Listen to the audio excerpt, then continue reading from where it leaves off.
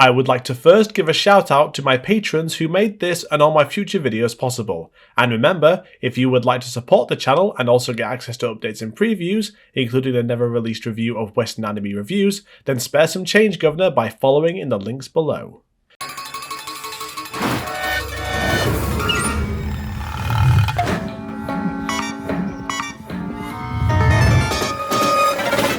Hello everybody, my name is Nick Starwind and welcome once again to another look at classic video games and see whether the critics had the right views or were they just lining us up for repetitive memes to be used by internet reviewers. So today we'll be stepping into the catacombs of Western film and television tie-in games, because as we all know that for every Lilo and Stitch and Home Improvement game, there's a Toy Story 2 and Lego Star Wars game waiting to be discovered. And for this episode, we'll be looking into the South Park franchise, and boy, does it have a history of critically panned games, starting in 1998 with the first-person shooter, South Park, on the PS1, N64 and PC, and not shaking its negative curse until 2014 with the release of the amazing RPG game, The Stick of Truth.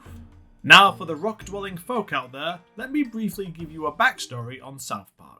South Park was created in 1997 by comedy duo Trey Parker and Matt Stone about four boys, Cartman, Stan, Kyle and Kenny, who live in the small town of South Park in Colorado. Starting off as The Spirit of Christmas in 1992 about Jesus going toe-to-toe with Frost the Snowman, they were commissioned in 1995 by Brian Graydon to create a visual Christmas card he could send to friends, where this time Jesus would take on the commercial representation of Christmas, Santa Claus, being shared to nearly 80 of Brian's friends, before finding itself on the internet, becoming one of the first viral videos. Ah, those were the days where Frog in a Blender was the height of comedy and you had to wait half a day to view it. What a pansy. Despite its online success, it wouldn't be until Comedy Central commissioned its pilot in 1996 that the show would finally get going, and in 1997, the South Park episode Cartman Gets an Anal Probe was broadcasted to a very unsuspecting audience. South Park's crude humour and shocking cartoon visuals really made it stand out, and much like The Simpsons before it, became a never-ending topic for the Mothers Against Comedy movement, constantly trying to get it banned, but in doing so bringing more attention to young viewers and propelling its success and pushing it further into the spotlight, where, even now in 2022, it is still going strong and continuously finding new ways to make us laugh, going from a sitcom template where every episode resets itself to a linear structure commenting on the social and political headlines of the day, meaning that so long as Twitter and Facebook exist, so will South Park. Trey Parker and Matt Stone even get the achievement of having a film that will never age, due to its continuous relevance in our society, and that's South Park Bigger, Longer and Uncut, with its strong themes around censorship, woke culture and boomer ignorance, where even watching it now doesn't feel like it has aged a day, and is one of my favourite musicals to boot. So much like many popular shows of the era, video games had to follow soon after, and South Park was released in 1998, being rushed for Christmas and getting panned all across the board by reviewers for its terrible controls, cheap attempt at a tie-in video game, and its frustrating difficulty.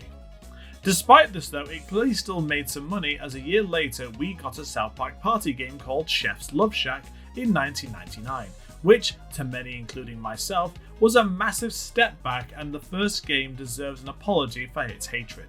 But somehow, surprisingly, after these two games, the third and final game to be released during this time got the worst ratings of all, and when compared to Chef's Love Shack, it is seen as the worst in the trilogy with an overall rating of 47% on game rankings, while the first two games have a rating of 67% and 50%.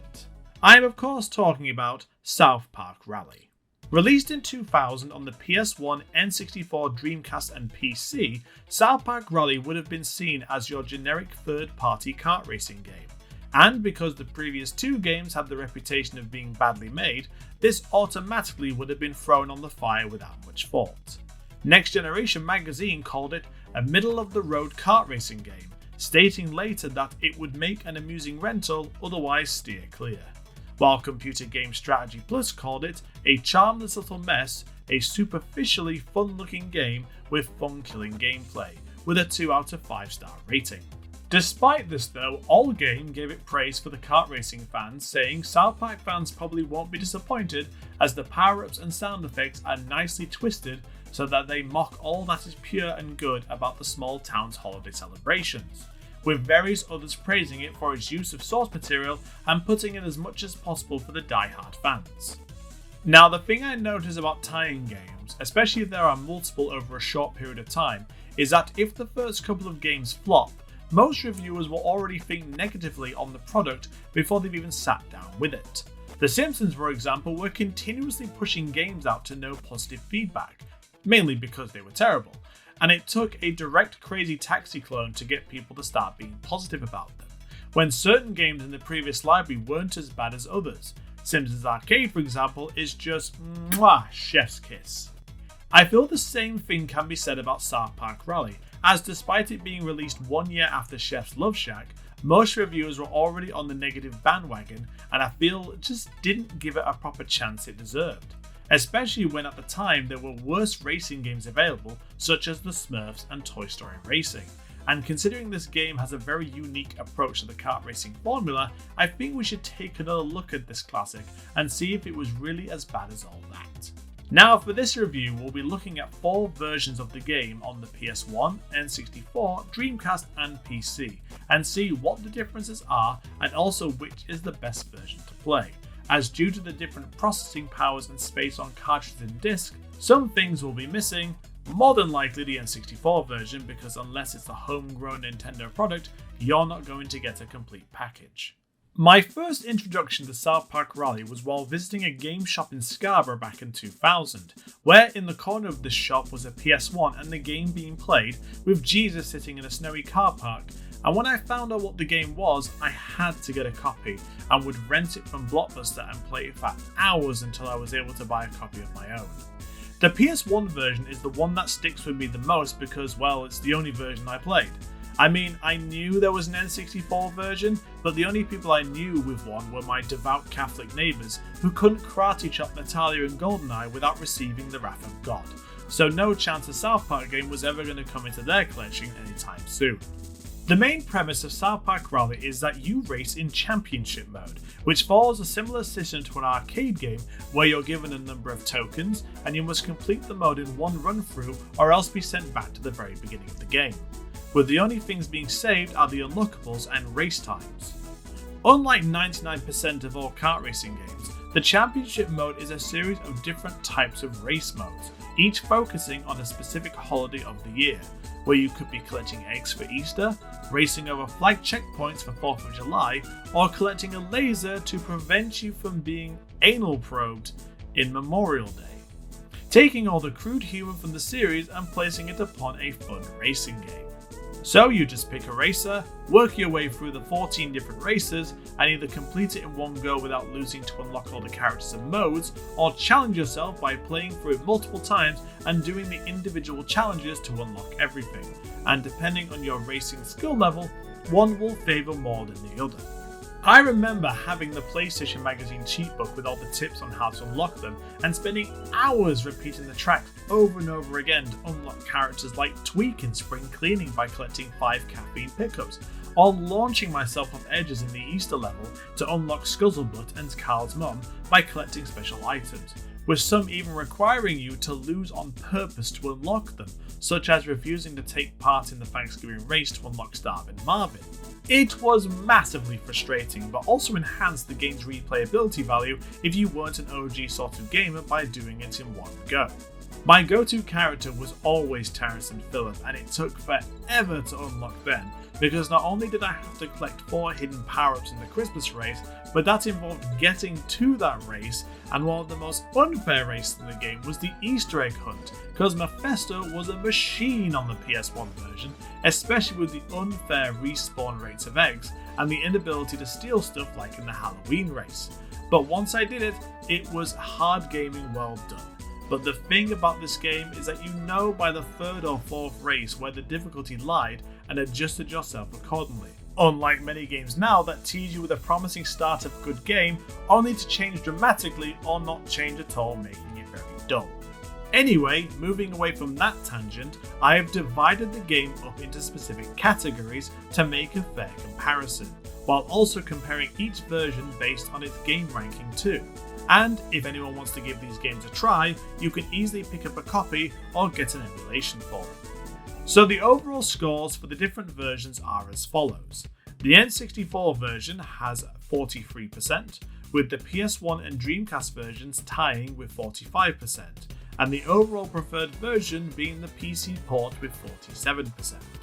So first off, let's get the most obvious one out of the way, and that is the graphics, which, although not important to the game, still means something to those who value the presentation of a product. Now, Group N Pro did a quick compilation video of this back in 2021, so I'll try and avoid his style for this, but starting with the weakest of the four, it is the N64 and PS1 versions, with the N64 just coming short because of that infuriating softening filter that they put over it to make it look less polygon, but losing the overall sharp definition compared to the PS1. However, on the flip side, the PS1 version can sometimes look very choppy and look very pixelated when processing the environments and cause minor moments of lag.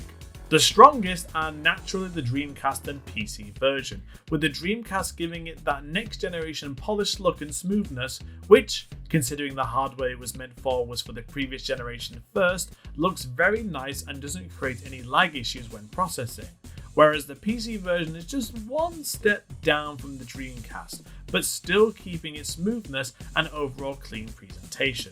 Definitely improving upon the PS1 version, but I do prefer the Dreamcast as a whole, so it definitely wins this round. Moving on from this is controls, as 4 different platforms have 4 different controllers to have button configurations for, and if we exclude a control pad for the PC one for me fell a bit due to the button placements on the keyboard, not to mention that there is a delay between commands. So for example, if I wanted to do a U-turn on the spot, I have to quickly but precisely press the handbrake, turn button and accelerator in sequence instead of at the same time. Otherwise, nothing happens. Not to mention the forward button has to be permanently pressed down for acceleration instead of a separate button. So, if you're not used to the keyboard world, it's going to ache your fingers. As for the other consoles, it's pretty straightforward all across the platforms. It's just about what you're comfortable with. For me personally, I prefer the placement of the Dreamcast controller because of the use of the analog stick instead of the D-pad, as it is much more fluent when playing. Even though the PlayStation controller has both the D-pad and analog play enabled, it's more about the placement of them on the controller for me, but both are still good to use, unlike the N64, proving that this is why both these control pad designs are still being used today and not that thing. In terms of the general layout of buttons, they're pretty simple. You got steering, acceleration, brake, reverse, handbraking, and then there is the pickup commands such as throwing, rearranging, and if you've got a collectible item, you can even throw that if you feel like hating yourself. But this is only on the control pad variations. In terms of the keyboard, they combine buttons like I said before, and some are just non-existent. Now, if we are going to talk about the controls, we have to talk about the overall gameplay and how it feels, and it's pretty even across the board, barring a few issues here and there. To do this, I compared all 4 versions of the first race in the championship mode called Rally Days, a basic 3-lap race with 4 checkpoints to cross, by lining them up together and seeing how long each race took to complete, with the additional changes to AI difficulty, controls and the game's processing power on the different consoles. For this, we will go from slowest to fastest, and surprisingly the PS1 was the slowest, taking 3 minutes and 7 seconds to complete, where it didn't take long for me to get and stay in first, and the rest of the time just slowly cruising with very slow turns and next to no obstacles, while looking at the slowly rendering scenery in front of me, which made it feel all the more slower. Following from that, we have the N64 version at 2 minutes and 59 seconds, and despite it sharing the same quality as the PS1, it is definitely the easiest version of the game, as the moment I was in first, I was making a stupid distance from the rest, to nearly overlapping on the final lap, giving 0 challenge from the AI. This was however made up for by the obstacles in this level, such as Miss Crabtree's school bus, the bulldozers and the train, as they were more wild compared to the moving track program ones of the PS1, as they just randomly come out of nowhere, taking up the wide berth with their drift abilities, with the added bonus for the train having level crossing handles, where if you get stuck when the train is coming, good luck getting out of that. Coming up just 1 second behind, however, is the Dreamcast version at 2 minutes and 58 seconds. But with its smoother handling, quicker speeds and prettier environments, not to mention the dramatic jump in AI difficulty, it is certainly a much more enjoyable game, as with not only the wacky obstacles to contend with, the AI are much better at aiming their attacks at you. Although after the first lap you begin to once again create that gap, although not as big as the other two, as the slightest mistake will see you being overtaken easily. But staggeringly, standing tall amongst the rest is the PC version with a massive boost in speed and difficulty, taking just 2 minutes and 47 seconds to complete the track, where 90% of the time I was going bumper to bumper with the other racers, with very little opportunity to make a gap, added with an intense wish that the obstacles would die in a small hole, as with the close-up camera, it makes it hard to see when you're about to be launched into a wall. The other issue is that despite the speed boost, it doesn't help much with the turning, as it is much stiffer and you can slide off, and any deceleration makes it very hard to catch up afterwards, and if you remember what I said about the controls, then you know how hard combined button pressing can be, so quick turning can be frustrating.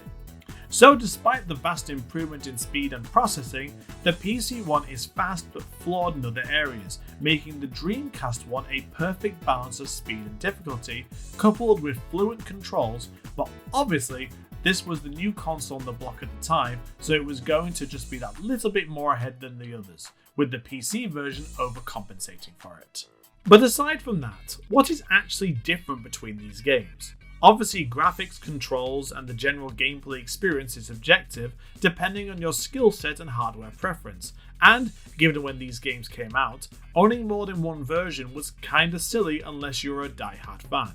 But if you had to choose, which one?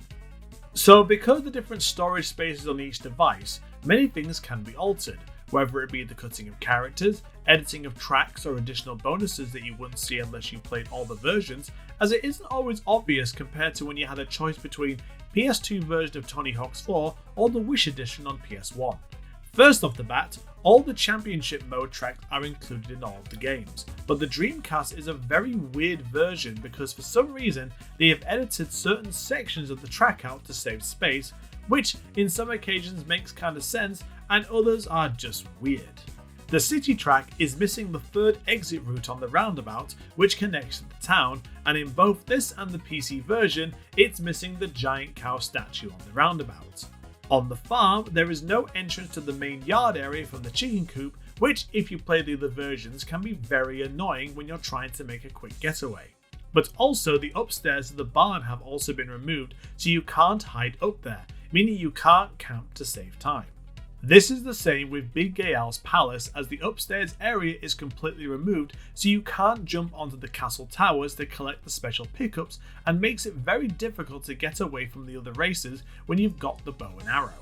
For the other levels, however, it is more of an inconvenience if you remember the tracks and races in a particular way, as tracks like Mountain and Volcano have random bits of pathways lifted from the map. So if you're a hardcore PS1 rally player going to Dreamcast,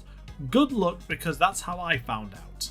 The only bonus to all this is an added racing mode called Mini Championship mode, which is just an average race mode for all the tracks, with a new track called Carnival. And to be fair, there isn't a lot to say about it, as it's just stripped down with only the fill-up booster to pick up and nothing else, making it a very dull and incomplete section, but definitely standing out from the rest in terms of additional content.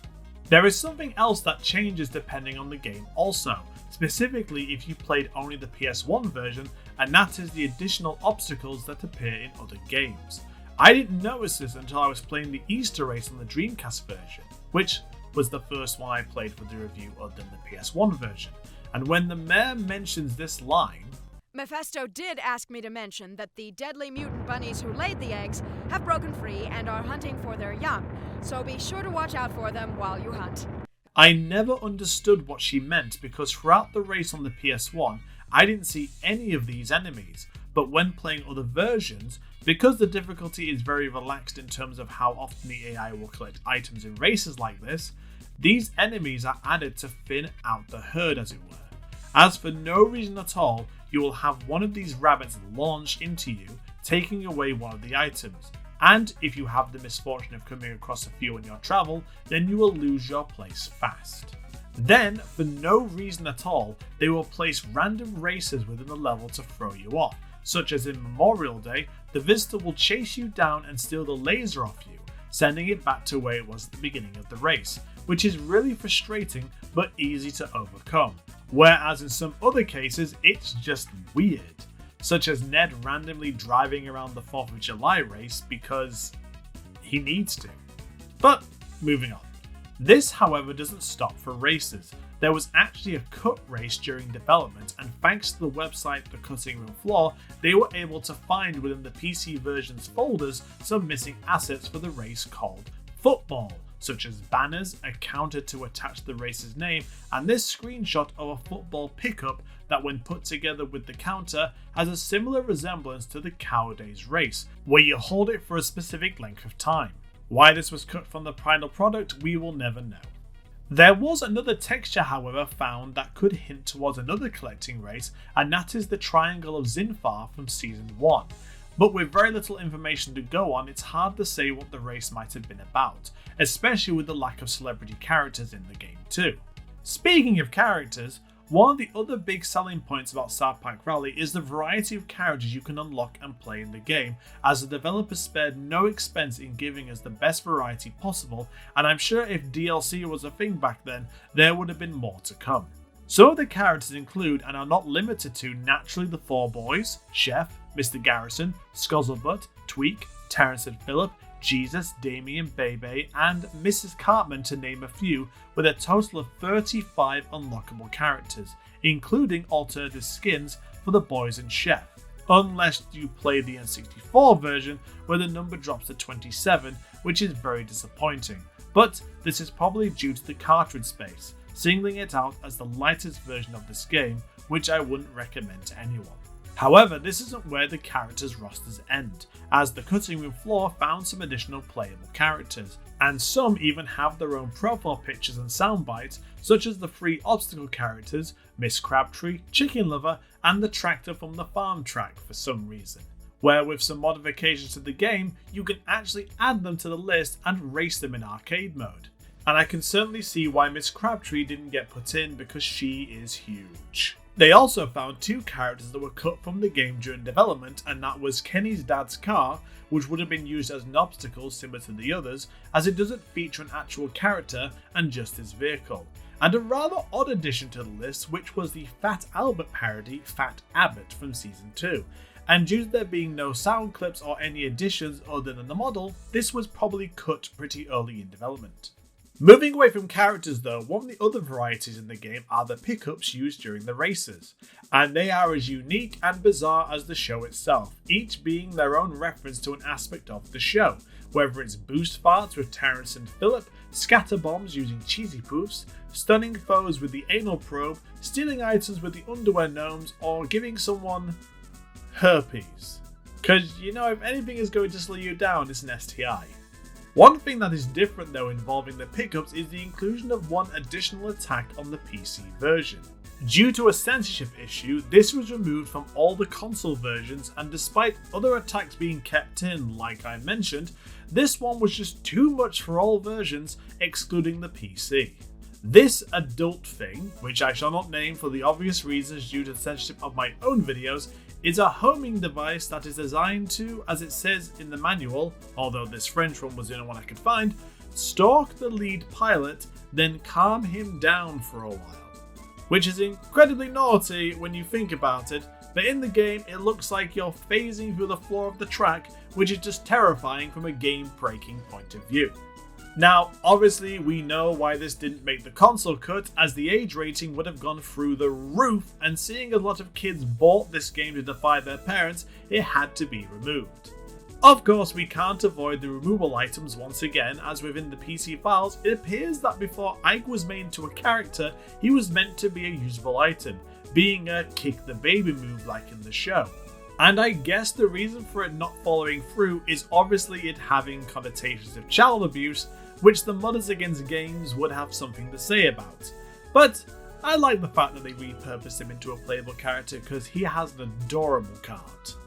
At this point, other differences between the games become more minute and don't really matter so much, such as the opening sequence, menu layouts, and results screens. But out of all the changes, the PC version is definitely the most complete version, even with its slight difficulty curve. Although it does include a funny addition, where in the top corner of every race it has the mare presenting to camera rather than the console versions which just have her voice, where while the camera is panning around the track you will spot her with a camera while she's presenting. Obviously, it's nothing groundbreaking for the game, but it did make me giggle a bit like it was a mini game of Where's the Mare. So, after all this fine-tooth combing of the game's exterior and interiors, is the game actually worth getting, and which is the best version to get?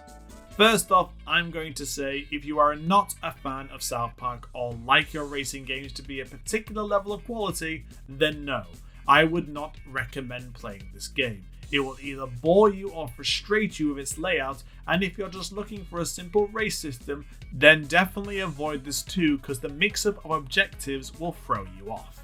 However, if you are a fan of South Park and not too critical about third-party racing games, then I would highly recommend you give this game a try. It is certainly more of a party game than your average racing game with the variety of modes to choose from, but it certainly adds a fresh perspective compared to the bog standard 3-lap races around a course you normally see, and the difficulty curve adds for a definite opportunity for replayability without getting too frustrated. Obviously, this game doesn't connect in any way to the South Park series in terms of a story, but the content that is included would have any fan smiling from cheek to cheek, and certainly chimes the nostalgia bells considering it only includes characters and settings from the first couple of seasons. So, if you're an old school fan like me, you will find plenty of charm within its polygon walls. As for which is the better version, I would have to say it is a tie between the Dreamcast and PC version, and this is basically down to personal preference. Obviously, with the PC version ranked at 47% overall and the Dreamcast version below with 45%, it would be an easier choice, but if you want balanced AI, decent graphics and a laid-back experience with a controller, then go for the Dreamcast. But if you want a challenge, both within the installation of the game in 2022 and actually playing it, then go for the much faster but harder version of the PC edition. Plus, this thing. But I think that's a totally different type of preference. Regardless of this though, if you want to find yourself a copy, then eBay has a variety of strange prices that each version is going for, whether it be barely anything or not even worth the disc it's burnt on. Until then, thank you for watching, and I shall leave this review here as a reminder to not believe everything that the critics say and to patiently waste your time playing every version of a game to know which is the definite edition. As always, remember to like, share, subscribe, stick it on a badger, attach it to a brick, mail it to a bomb because they like a surprise, and if you can, spare some change, governor, by donating in the links below, and remember by becoming a Patreon or donating £5 or more, you get access to the unreleased review of Western anime themes. But until then, I have been Nick Starwind, you have been my audience, and I shall see you